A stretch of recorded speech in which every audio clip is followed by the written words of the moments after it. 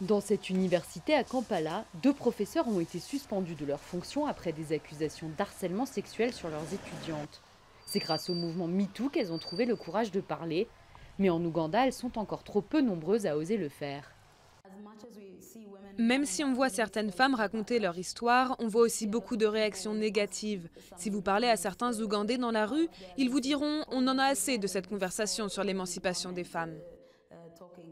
Une lassitude au mieux, un déni complet dans le pire des cas. Voici ce que déclarait un député ougandais à la télévision nationale en mars 2018 au sujet de l'émancipation des femmes. En tant qu'homme, il est important de discipliner votre femme. Vous devez la toucher, l'attaquer, la battre d'une certaine façon pour la remettre sur le droit chemin. Vous devez la battre un peu. Ça prouve même votre amour.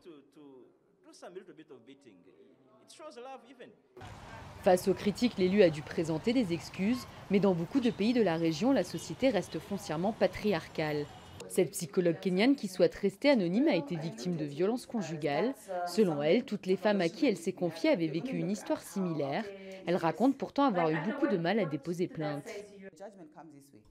On nous juge de telle façon, tu es une grande gueule, tu es trop intellectuel, tu as dû le pousser dans ses retranchements ou tu as posé les mauvaises questions.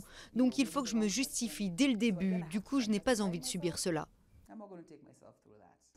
D'après un rapport sur la sécurité des filles et jeunes femmes dans le monde publié par Plan International, l'Afrique est une zone à risque pour les femmes. Johannesburg, Kampala, Lima, Nairobi et Bamako sont les 5 villes les plus dangereuses au monde en matière d'agression sexuelle.